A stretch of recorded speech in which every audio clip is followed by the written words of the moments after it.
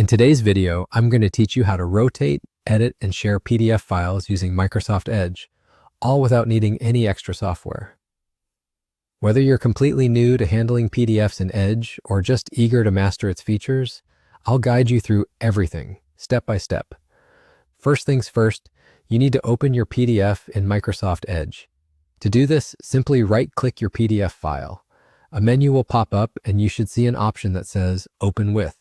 Click on that and then select Microsoft Edge from the list of programs.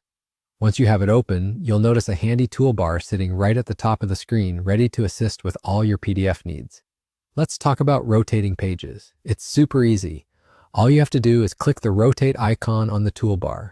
Each time you click this icon, it will turn your page 90 degrees clockwise so you can adjust the view until it's just right for whatever you're doing. Now let's dive into editing the PDF.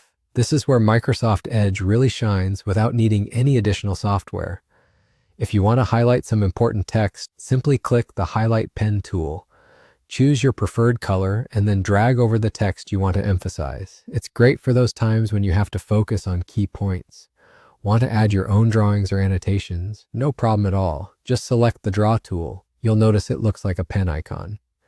After you choose your color and decide on the thickness, you can use your mouse or a stylus to add notes or sketch directly onto the document, just the way you like it.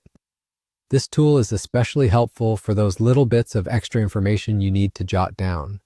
If you need to add text to your PDF, maybe for filling in a form, click on the Add Text tool. Then just tap anywhere on the PDF and start typing. Edge even allows you to adjust the font size, change the color, and move the text position around the page, making it perfect for customization. Signing documents is straightforward too. Use the Draw tool again to sign your name directly on the PDF. Whether you're using a mouse, touchpad, or stylus, it's just like signing a piece of paper. Once you're happy with all your edits, it's time to save your work.